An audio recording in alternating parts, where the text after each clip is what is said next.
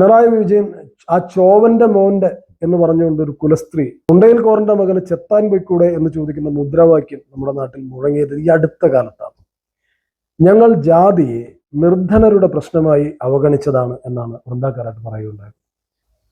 Indian രാഷ്ട്രീയ സാമൂഹ്യ യാഥാർത്ഥ്യങ്ങളെ കൃത്യമായി മനസ്സിലാക്കാൻ സഹായിക്കുന്ന ഒന്നാണ് ജാതി സെൻസസ്, കാസ്റ്റ് സെൻസസ്.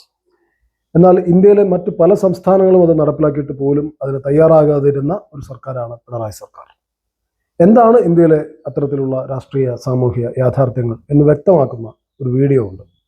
അത് ഇന്ത്യയിൽ ഇന്ന് ജീവിച്ചിരിപ്പുള്ള ഏറ്റവും വലിയ ധിഷണകളിൽ ഒരാളായ യോഗേന്ദ്ര യാദവ്, അദ്ദേഹം ഒരു 10 യുവാക്കളുമായിട്ട് നവഭാരതം എന്ന സങ്കല്പത്തെക്കുറിച്ച് സംവദിക്കുന്ന ഒരു സെഷനുണ്ട്. അതിൻ്റെ ഒരു വീഡിയോ ഓൺലൈനിൽ ലഭ്യമാണ്. അതിൽ അദ്ദേഹം ഇവരോട് ചോദിക്കുന്നൊരു ചോദ്യമുണ്ട്. നിങ്ങൾ 10 പേർ വന്നിരിക്കുന്നു, ഇന്ത്യയെ കുറിച്ച് സംസാരിക്കാൻ വന്നിരിക്കുന്നു, ഇന്ത്യയുടെ പല ഭാഗങ്ങളിൽ നിന്ന് വന്നിരിക്കുന്ന ആൾക്കാരാണ് നിങ്ങളിൽ ആരെങ്കിലും ഒരാൾ OBC അല്ലെങ്കിൽ SC ST ഈ വിഭാഗങ്ങളിൽപ്പെട്ട ആൾക്കാരുണ്ടോ എന്ന് അദ്ദേഹം ചോദിക്കുകയാണ്. ഒരാൾ പോലും ഈ വിഭാഗങ്ങളിൽ നിന്ന് ഇല്ല എന്നതാണ്. അതായത് ഇന്ത്യയിലെ നിയർലി 75% വരുന്ന ജനതയിൽ നിന്ന് അവരെ റെപ്രസെന്റ് ചെയ്തുകൊണ്ട് ഒരൊറ്റയാൾ പോലും നവഭാരതത്തെക്കുറിച്ച് സംസാരിക്കാൻ വന്ന ഒരു പാനലിൽ ഉണ്ടായിരുന്നില്ല, 10 പേരിൽ ഉണ്ടായിരുന്നില്ല എന്നുള്ളതാണ്. അപ്പം അദ്ദേഹം പറഞ്ഞ ഒരു കാര്യമാണ്, ഇതാണ് ജാതി.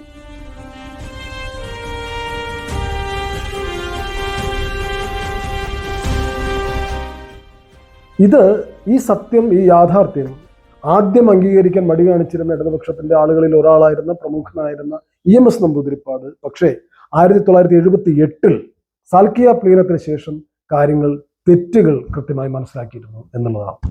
അദ്ദേഹം ഈ 78 സാൽക്കിയ പ്ലീനത്തിന് ശേഷം അത് നടത്തിയിട്ടുള്ള വളരെ സുവ്യക്തമായ ഒരു സ്റ്റേറ്റ്മെന്റ് ഉണ്ട്. അതായത് ഇന്ത്യയെ ഒരു ആധുനിക മതനിരപേക്ഷ രാജ്യമാക്കാൻ ജാതി അധിഷ്ഠിത ഹിന്ദു സമൂഹത്തിനും സംസ്കാരത്തിനുമെതിരെ സന്ധിയില്ലാത്ത സമരം ആവശ്യമാണ് എന്നാണ് സാക്ഷാൽ EMS നമ്പൂതിരിപ്പാട് പറയുകയുണ്ടായത്. ഇതിനേക്കാൾ കുറച്ചുകൂടെ തുറന്ന ഭാഷയിലും ആക്രമണോത്സുകമായ ഭാഷയിലും BT രണദിവെ, അന്നത്തെ പ്രമുഖനായ ഇടത് വ്യക്തിത്വം നേതാവ്, അദ്ദേഹം പറഞ്ഞു, ജാതീയമായ അടിച്ചമർത്തലുകൾക്കെതിരെ പൊരുതാതെ വർഗസമരമോ വർഗ ഐക്യമോ വിജയിപ്പിക്കാനാകില്ല. അതായത് ഇന്ത്യയിലെ യാഥാർത്ഥ്യത്തെ തിരിച്ചറിഞ്ഞ ഇടതുപക്ഷത്തിന്റെ നേതാക്കന്മാർ ഉണ്ടായിരുന്നു, അവർ ഏറ്റു പറയുകയും ചെയ്തിട്ടുണ്ട്. ഈ പുതിയ നൂറ്റാണ്ടിൽ സീതാറാം യെച്ചൂരി ഒരു കാര്യം വളരെ വ്യക്തമായി പറഞ്ഞു. അതായത് ഇന്ത്യയിൽ വർഗസമരത്തിന് 2 ഘടകങ്ങളുണ്ട്. ഒന്ന് സാമ്പത്തികമായ ചൂഷണത്തിനും അടിച്ചമർത്തലിനും എതിരായ സമരം, രണ്ടാമത്തേത് ജാതീയമായ അടിച്ചമർത്തലിനെതിരെയുള്ള സമരം. അദ്ദേഹം ഒരു കാര്യം കൂടെ കൂട്ടിച്ചേർത്തു, ഐഡന്റിറ്റി പൊളിറ്റിക്സ്, സ്വത്വവാദ രാഷ്ട്രീയം, അത് ഒരു കാരണവശാലും മാർക്സിസ്റ്റ് പാർട്ടിയുടെ വളർച്ചയ്ക്ക് വിഘാതമാകുന്നില്ല, തടസ്സമാകുന്നില്ല എന്നും പാർട്ടിയുടെ ജനറൽ സെക്രട്ടറി ആയി ഇരുന്ന സീതാറാം യെച്ചൂരി വളരെ വ്യക്തമായി പറയുകയുണ്ടായി. പക്ഷെ ഈ പറഞ്ഞതുകൊണ്ടൊന്നും ഒരു പ്രയോജനവും ഇടതുപക്ഷത്തിൽ ഉണ്ടായിട്ടില്ല എന്നുള്ളതാണ്, CPM ഉണ്ടായിട്ടില്ല എന്നുള്ളതാണ്. അതിന് കാരണം നമ്മുടെ പ്രകാശ് കാരാട്ടിയന്മാരുടെ പ്രത്യേകതരമായ സവർണ സ്വത്വബോധത്തിന്റെ, സവർണാധികാരത്തിന്റെ സംരക്ഷണം ചമയ്ക്കുന്ന അജണ്ടകൾക്കും പ്രബന്ധങ്ങൾക്കും ചിന്തകൾക്കും അടിമപ്പെട്ടു പോയ ഇടതുപക്ഷത്തിൽ അതിനകത്ത് യാതൊരു മാറ്റവും ഉണ്ടാക്കാനായിട്ട് കഴിഞ്ഞിട്ടില്ല. വൃന്ദാകാരാട്ട് 2015 വിശാഖപട്ടണം പാർട്ടി കോൺഗ്രസിൽ നടന്ന ഒരു മാധ്യമപ്രവർത്തകന്റെ ചോദ്യത്തിന് ഉത്തരമായിട്ട് അവർ പറഞ്ഞൊരു സ്റ്റേറ്റ്മെന്റ് ഉണ്ട്. ഞങ്ങൾ ജാതിയെ നിർധനരുടെ പ്രശ്നമായി അവഗണിച്ചതാണ് എന്നാണ് വൃന്ദാകാരാട്ട് പറയുകയുണ്ടായത്. വലിയ കോമഡിയാണല്ലോ അത്. അതായത് സമ്പത്ത് ഇല്ലാതിരുന്നത് കൊണ്ടാണല്ലോ എല്ലായിടത്തും പോയി പുറംനാടുകളിലൊക്കെ പോയി വിദ്യാഭ്യാസം സിദ്ധിച്ച് നാട്ടിൽ വന്ന് ഇന്ത്യയുടെ കോൺസ്റ്റിറ്റ്യൂഷൻ വരെ അതിന്റെ ശില്പിയായി മാറിയ അംബേദ്കർ തൻ്റെ ഓഫീസിൽ ഇരിക്കുമ്പോൾ അദ്ദേഹത്തിന്റെ ശിപായി ആയിട്ടുള്ള ആള് അദ്ദേഹത്തിന്റെ മുമ്പിലേക്ക്, അദ്ദേഹത്തിന്റെ അടുത്തേക്ക് നടന്നു വരാൻ മടിച്ചിട്ട് കയ്യിലിരുന്ന ഫയൽ വലിച്ചെറിഞ്ഞത് അംബേദ്കറുടെ കയ്യിൽ സമ്പത്തില്ലാതിരുന്നുകൊണ്ടാണല്ലോ. അതും കഴിഞ്ഞ് നമ്മൾ ഈ പുതിയ നൂറ്റാണ്ടിലേക്ക് വന്നു കഴിഞ്ഞാൽ നമ്മുടെ പിണറായി വിജയന്റെ കാലത്ത്, സർക്കാരിന്റെ കാലത്ത് പിണറായി വിജയൻ ആ ചോവന്റെ മോന്റെ എന്ന് പറഞ്ഞുകൊണ്ട് ഒരു കുലസ്ത്രീ പിണറായി വിജയനെതിരെ തെരുവിൽ പ്രതിഷേധിക്കുന്നത് നമ്മൾ കണ്ട കാഴ്ചയാണ്. മുണ്ടയിൽ കോറിന്റെ മകന് ചെത്താൻ പോയിക്കൂടെ എന്ന് ചോദിക്കുന്ന മുദ്രാവാക്യം നമ്മുടെ നാട്ടിൽ മുഴങ്ങിയത് ഈ അടുത്ത കാലത്താണ്. ഇതാണ് ഇന്ത്യയിലെ ജാതി എന്ന് പറയുന്നത്. കേരളത്തിലെ ഇന്നത്തെ അവസ്ഥയെക്കുറിച്ചിട്ടാണ് ഞാൻ പറഞ്ഞു തരുന്നത്.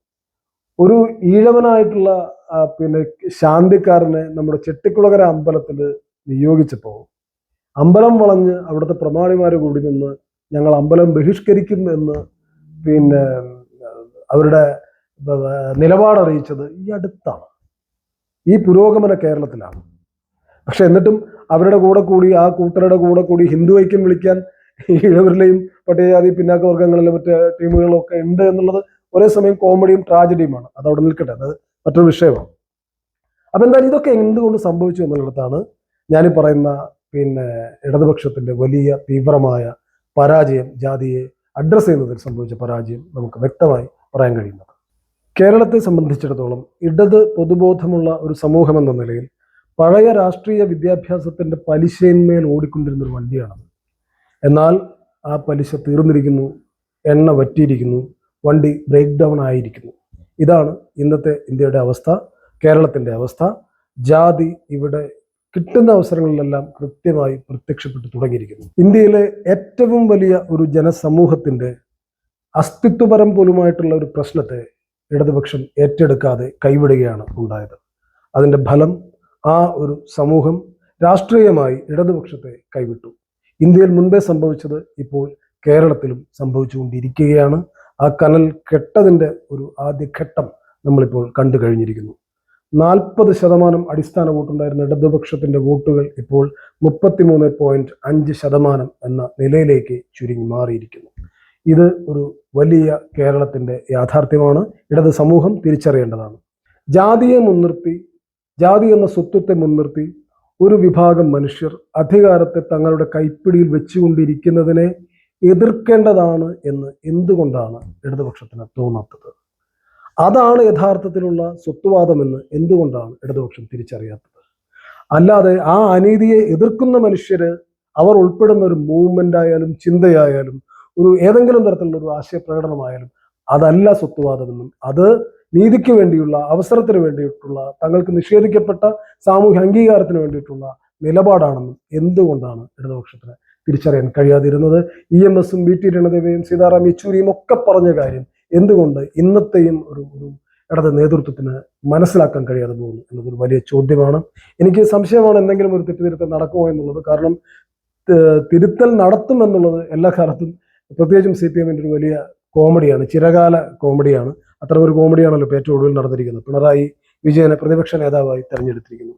ആശയപരമായി തോറ്റുപോയ ഒരാൾ, പ്രായോഗിക തലത്തിലും പരാജയപ്പെട്ടു പോയ ഒരാൾ, ഏറ്റവും ഒടുവിൽ ജനകീയതയുടെ കാര്യത്തിലും അമ്പേ പരാജയപ്പെട്ടു പോയ ഒരാൾ, ഇടതുപക്ഷം എന്ന ആശയത്തെ കേരളത്തിലെ അണികളെ ഏറ്റവും നിരാശാഭരിതനാക്കിയ ഒരാൾ, ആ ആളെ വീണ്ടും പ്രതിപക്ഷ നേതാവാക്കി മുന്നോട്ട് കൊണ്ടുവരുമ്പോൾ എന്ത് തിരുത്തലാണ് ഇടതുപക്ഷം നടത്താൻ പോകുന്നത്? അപ്പൊ ഇത്തരം ഒരു പാർട്ടിക്കപ്പുറത്ത് ഒരു വ്യക്തിയെ വലുതാക്കി കാണുന്നു. അദ്ദേഹം തന്നെ മുമ്പ് പറഞ്ഞതുപോലെ ബക്കറ്റിലെ തിര പ്രയോഗം വെച്ചുകൊണ്ട്, ഇത് ബക്കറ്റിലെ തിര പോലുമല്ല, ബക്കറ്റാണ് വലുത് എന്ന് വിചാരിക്കുന്ന തരത്തിലുള്ള പ്രവർത്തനമാണ്. അങ്ങനെ ഒരാളെ വീണ്ടും തലപ്പത്ത് കൊണ്ടുവരുമ്പോൾ ഇടതുപക്ഷം വളരെ ആശയപരമായ ഒരു തെറ്റിന്റെ കാര്യത്തിൽ എങ്ങനെ തിരുത്തും? അതാണ് ഞാൻ സൂചിപ്പിച്ച ജാതിയെ സംബന്ധിച്ചത്. അത് നടക്കില്ല എന്നുള്ളത് ഉറപ്പാണ്. എങ്കിലും പറയാതിരിക്കാൻ വയ്യാത്തത് കൊണ്ട് ഈ സീരീസിന്റെ ഏറ്റവും പ്രധാനപ്പെട്ട പോയിന്റുകൾ ഇവിടെ പറഞ്ഞ് അവസാനിപ്പിക്കുന്നു. അടുത്ത എപ്പിസോഡിൽ വീണ്ടും കാണാം. നമസ്കാരം.